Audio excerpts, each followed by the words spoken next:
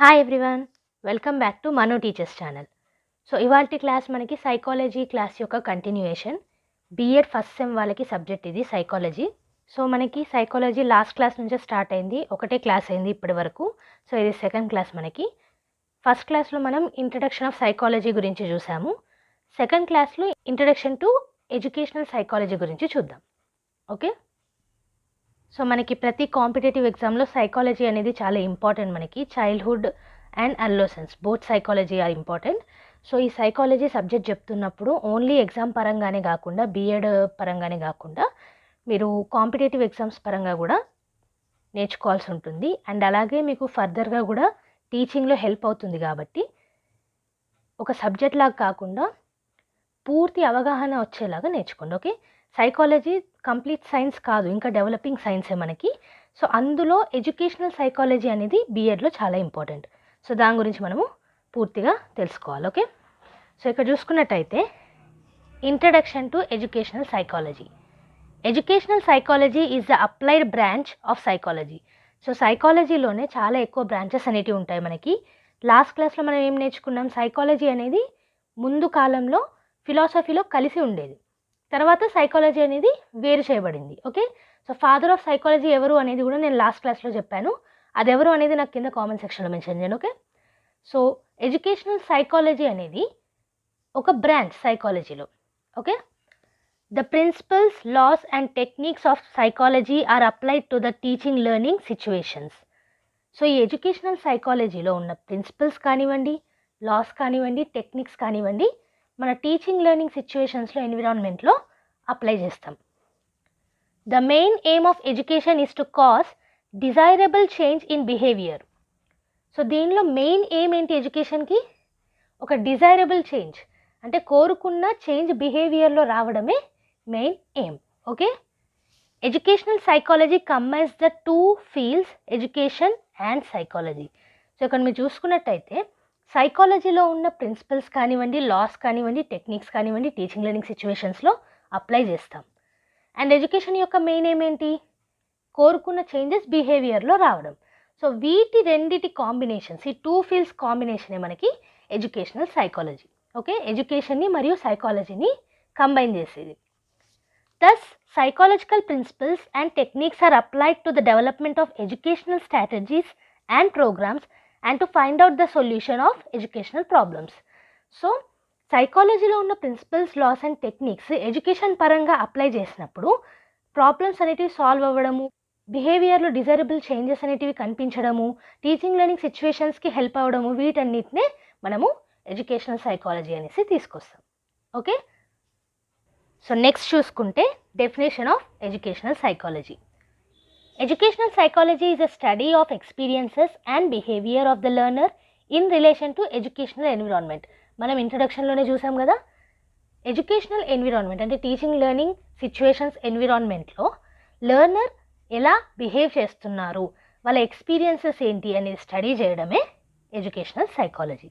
Okay, it is not only concerned with learned forms of behavior but also with non-learned types of behavior such as behavior resulting from the natural maturational process.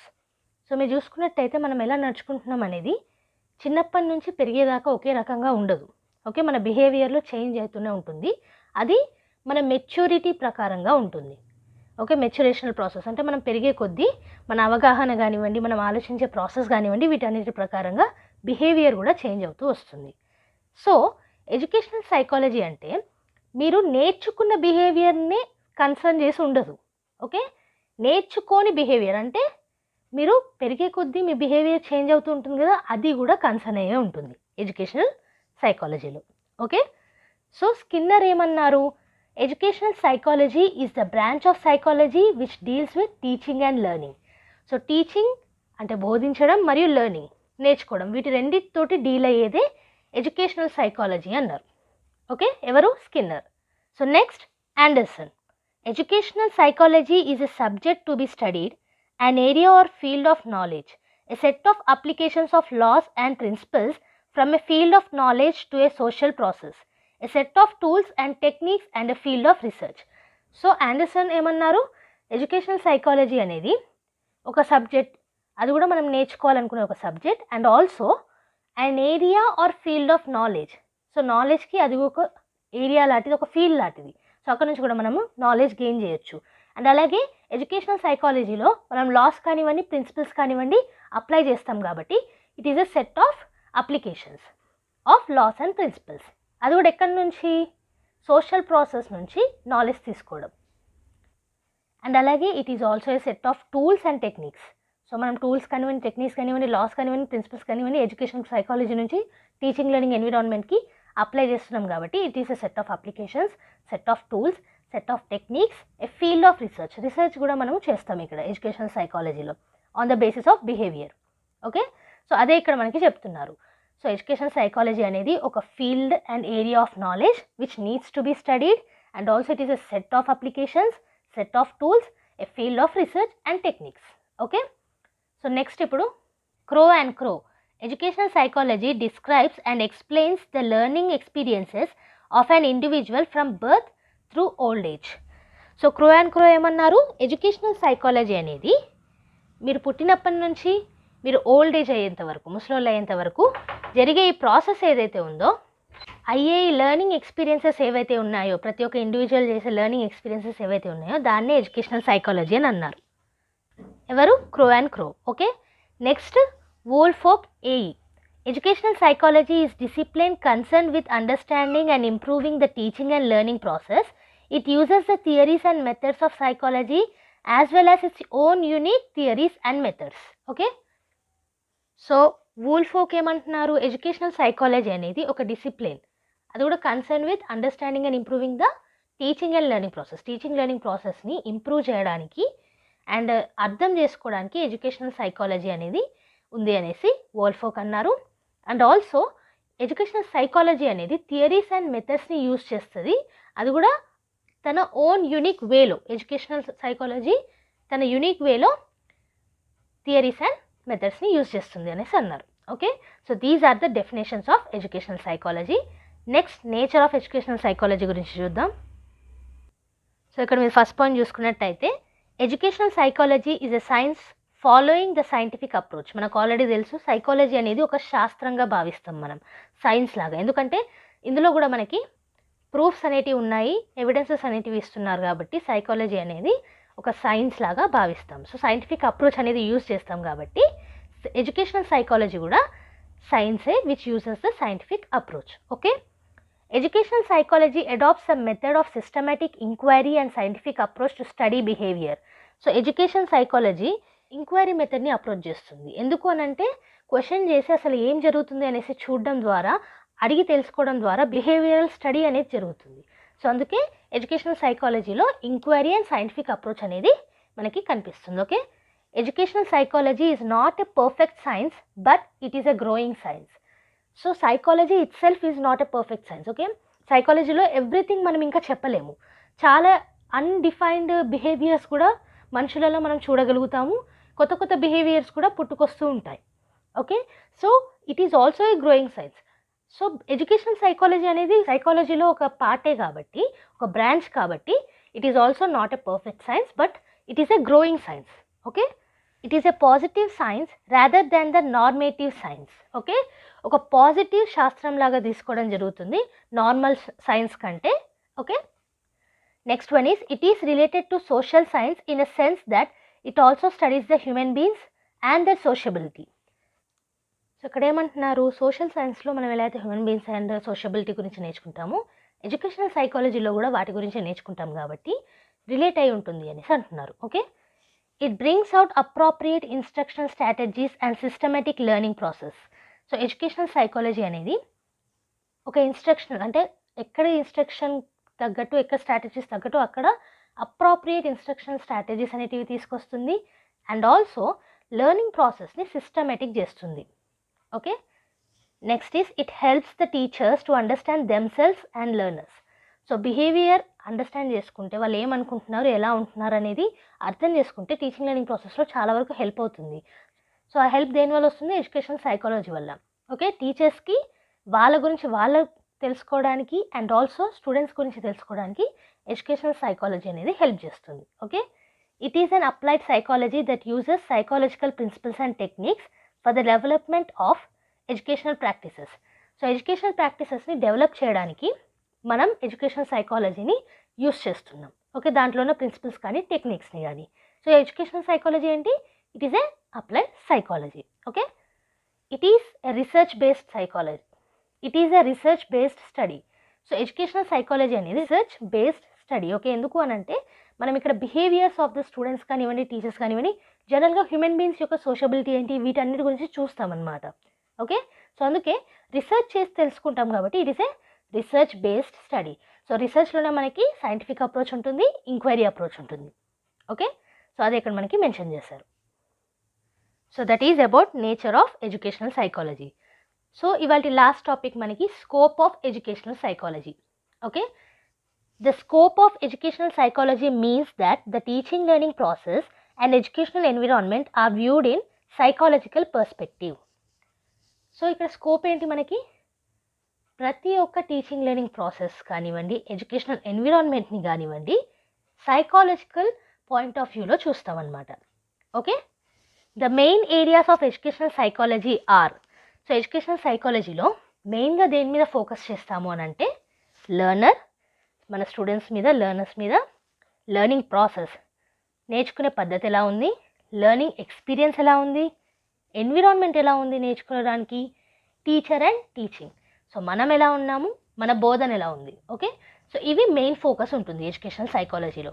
So వాటిలో scope గురించి ఒక్కొక్కటిగా చూద్దాం. First one is the learner. So ఇక్కడ చూసుకున్నట్టయితే individuals differ from one another in terms of intelligence, physical appearance, psychosocial activities, motor abilities, motivational level and attitudes. So మనకు already తెలుసు individual differences అనేటివి ఉంటాయి మనుషులలో. ఓకే, మన లెర్నర్స్లో కూడా మనకి ఇండివిజువల్ డిఫరెన్సెస్ అనేటివి ఉంటాయి. ఓకే, ప్రతి ఒక్కరు ఒకటే రకంగా ఆలోచించాలి, ఒకటే రకంగా ఫిజికల్ అపియరెన్స్ ఉండాలి, ఒకటే రకంగా మోటర్ ఎబిలిటీస్ ఉండాలంటే కుదరదు. ప్రతి ఒక్కరికి డిఫరెంట్ ఇంటెలిజెన్స్ ఉంటుంది, ఫిజికల్ అపియరెన్స్ ఉంటుంది, సైకోసోషల్ యాక్టివిటీస్ ఉంటాయి, మోటర్ ఎబిలిటీస్ ఉంటాయి, మోటివేషనల్ లెవెల్ ప్రతి ఒక్కరికి డిఫరెంట్ ఉంటుంది, డిఫరెంట్ యాటిట్యూడ్స్ తోటి ఉంటారు. ఓకే, అది మనకు తెలిసిన విషయం, which is called individual differences.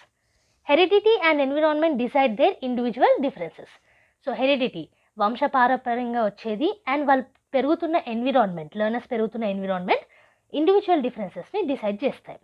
Okay, the following issues of the learner are dealt with in educational psychology. కొన్ని ఇష్యూస్ అనేటివి మనకి రేజ్ అవ్వచ్చు ఈ పరంగా, ఇండివిజువల్ డిఫరెన్సెస్ పరంగా. సో ఆ ఇష్యూస్ అనేటివి ఎడ్యుకేషనల్ సైకాలజీ ద్వారా ఈ కింద పాయింట్స్ ద్వారా మనము సార్ట్అవుట్ చేయొచ్చు అనేసి అంటున్నారు. అవేంటో ఇప్పుడు చూద్దాం. Educational psychology helps to understand the interest, attitudes, aptitudes and other abilities of the students. So educational psychology అంటేనే స్టూడెంట్ యొక్క బిహేవియర్, టీచర్ యొక్క బిహేవియర్, అసలు ఏం చెప్తున్నారు, లెర్నింగ్ ప్రాసెస్ ఏంటి, వీటన్నిటి గురించి చూస్తుంది. కాబట్టి ఎడ్యుకేషనల్ సైకాలజీలో మనకి అసలు పిల్లల యొక్క ఇంట్రెస్ట్ ఏంటి, యాటిట్యూడ్ ఏంటి, వాళ్ళ యాప్టిట్యూడ్స్ ఏంటి, ఇంకా వేరే ఎబిలిటీస్ ఏంటి అనేది తెలుసుకోవడానికి ఎడ్యుకేషనల్ సైకాలజీ హెల్ప్ చేస్తుంది. Okay, it helps to understand the stages of development of the child linked with his social, emotional and physical needs.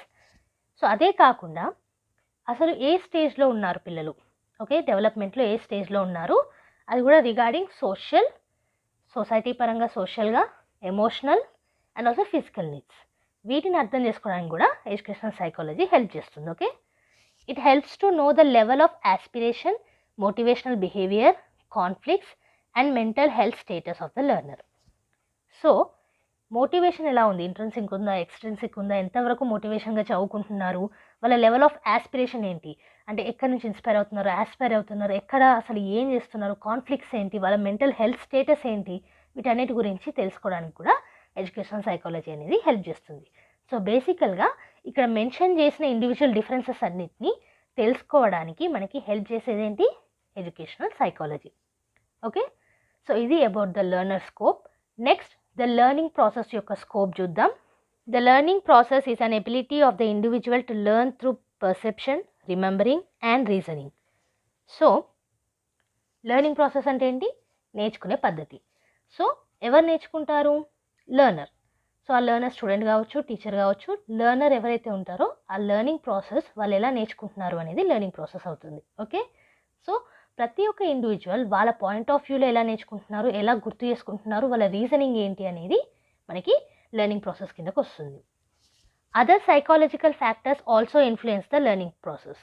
So ఇవే కాకుండా వేరే సైకాలజికల్ ఫ్యాక్టర్స్ కూడా లెర్నింగ్ ప్రాసెస్ని ఇన్ఫ్లుయెన్స్ చేస్తాయి. ఫర్ సపోజ్ ఇప్పుడు మీరు ఎగ్జామ్స్కి ప్రిపేర్ అవుతున్నారు అనుకోండి, ఇంట్లో ఏదైనా గొడవ అయింది.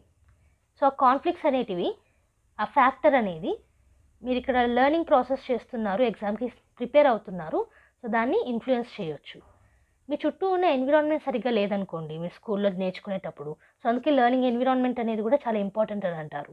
అప్పుడు కూడా ఎఫెక్ట్ అవుతుంది. ఎక్కువ ట్రాఫిక్ ఉందనుకోండి, ట్రాఫిక్ ప్లేస్లో మీరు నేర్చుకుంటున్నారు అనుకోండి, సో అక్కడ కూడా లెర్నింగ్ అనేది ఎఫెక్ట్ అవుతుంది. సో ఇలాంటి ఫ్యాక్టర్స్, సైకాలజికల్ ఫ్యాక్టర్స్ అనేటివి ఉండొచ్చు.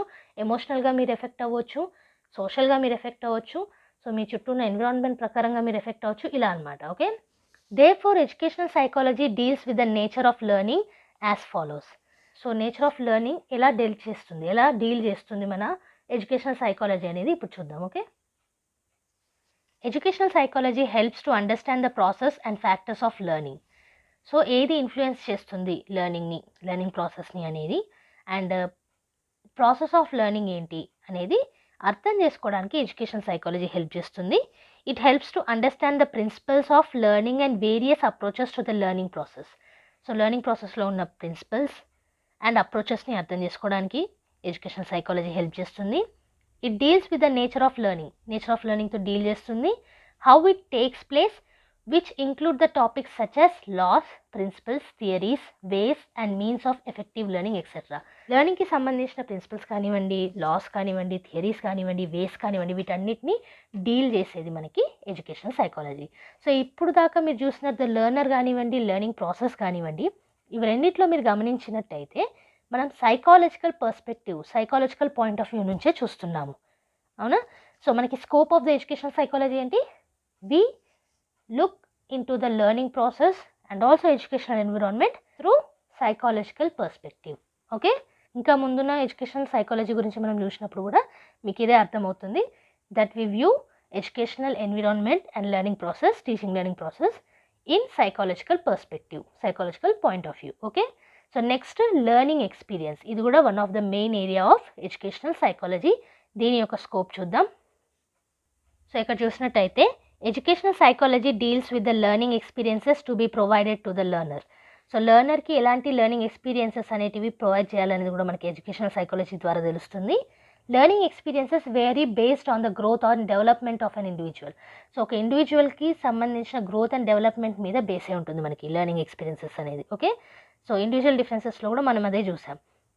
In this area educational psychology has the subject matter which deals with. So educational psychology ఇక్కడ ఎలా హెల్ప్ అవుతుంది అని అంటే, the knowledge and principles of psychology which facilitate the selection of the desirable learning experiences for the learner. So లెర్నర్కి కావాల్సిన desirable learning experiences అనేటివి ఎలా select చేయాలనే దానికి సైకాలజీ అనేది మనకి హెల్ప్ చేస్తుంది. ఓకే, దాంట్లో నాలెడ్జ్ కానివ్వండి, ప్రిన్సిపల్స్కి కానివ్వండి. The deciding of learning experiences which are desirable different stages of growth and development of the learner, so that these experiences can be acquired with a great ease.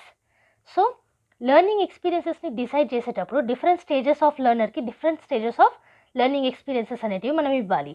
So వాటికి కూడా బాగా ఈజీగా మనము చేసేలాగా help చేస్తుంది educational psychology. Okay, so next one is learning environment. So ఇక్కడ చూసుకున్నట్టయితే classroom climate and classroom management are set in a proper way for the learning of the children. So learning environment అంటే మీరు నేర్చుకునేటప్పుడు మీ చుట్టూ ఉన్న environment అనేది కరెక్ట్గా ఉండాలి, నేర్చుకోవడానికి అనుకూలంగా ఉండాలి. సో క్లాస్ రూమ్ క్లైమేట్ కానివ్వండి, క్లాస్ రూమ్లో మేనేజ్మెంట్ కానివ్వండి, ప్రాపర్ వేలో ఉండాలి, సో దట్ పిల్లలు ఈజీగా నేర్చుకునేలాగా ఫ్రీ అండ్ సేఫ్ ఎన్విరాన్మెంట్ అన్నట్టు. Okay, educational psychology helps in creating appropriate environment to the learner. So ఈ అప్రోప్రియేట్ ఎన్విరాన్మెంట్ని క్రియేట్ చేయడానికి ఎడ్యుకేషనల్ సైకాలజీ అనేది హెల్ప్ చేస్తుంది మనకి. Okay, it deals with the topics related to learning environment such as class room climate. So class room climate arrange చేయడానికి AIDS, మనం ఏమైతే TLM కానివ్వండి, వేరే ఇతర మెటీరియల్స్ కానివ్వండి ఏం యూజ్ చేస్తున్నామో వాటికి హెల్ప్ చేస్తుంది. గ్రూప్ డైనమిక్స్, సో గ్రూప్స్ అనేటివి ఫామ్ చేసేటప్పుడు హెల్ప్ చేస్తుంది. ఇవాల్యుయేషన్, ఇలాంటి వాటిలలో ఎన్విరాన్మెంట్ కరెక్ట్గా ఉండేలాగా చూసుకోవడానికి హెల్ప్ చేస్తుంది. Okay, which help in the smooth functioning of teaching and learning. So teaching learning స్మూత్గా వెళ్ళాలి అని అంటే వీటన్నిటి గురించి మనకు తెలిసి ఉండాలి. సో ఈ లెర్నింగ్ ఎన్విరాన్మెంట్కి కూడా మనకి సైకాలజీ, ఎడ్యుకేషన్ సైకాలజీ అనేది హెల్ప్ చేస్తుంది. ఓకే, సో లాస్ట్లో మనం టీచర్ అండ్ టీచింగ్ స్కోప్ చూద్దాము. సో ఇక్కడ చూసుకున్నట్టయితే teacher is a nucleus of the educational system for imparting knowledge and skills to the children. So teacher ఏం చేస్తారు? న్యూక్లియస్, మీరు కెమిస్ట్రీలో చూసుకున్నట్టయితే యాటమ్ అనేది ఉంటుంది మనకి. సో న్యూక్లియస్ అనేది సెంటర్ పార్ట్.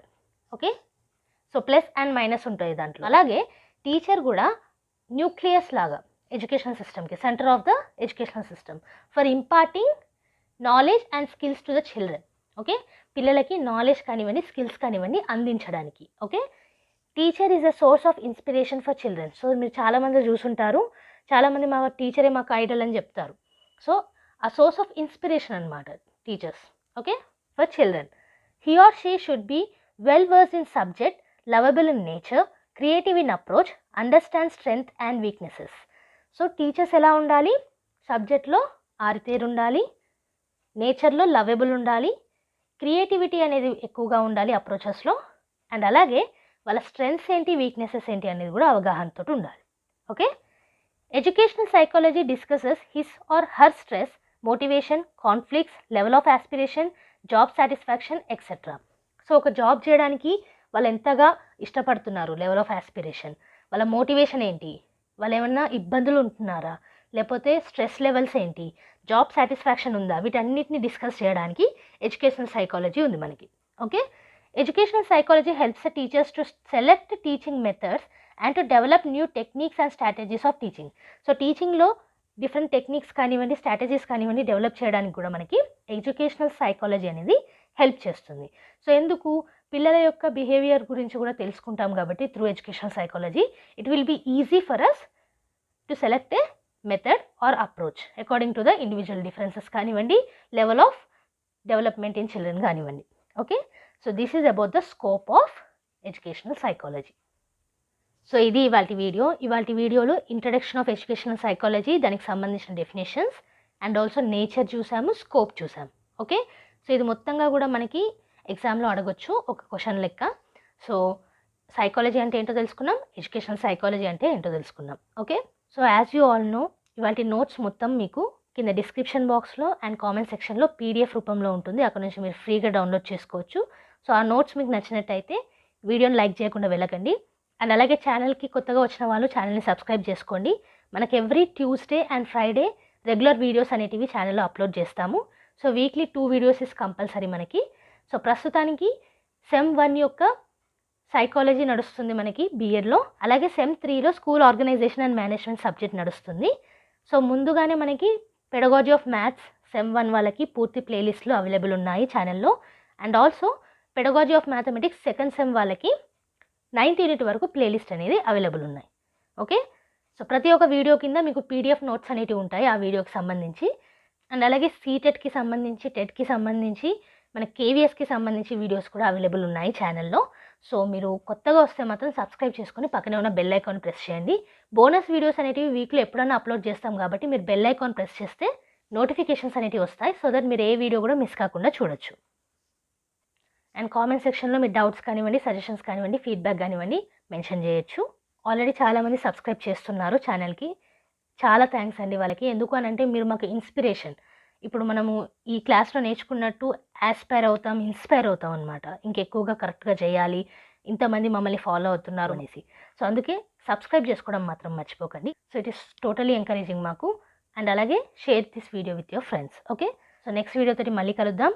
అంతవరకు eat, sleep, learn and repeat. And thank you for watching. Bye bye.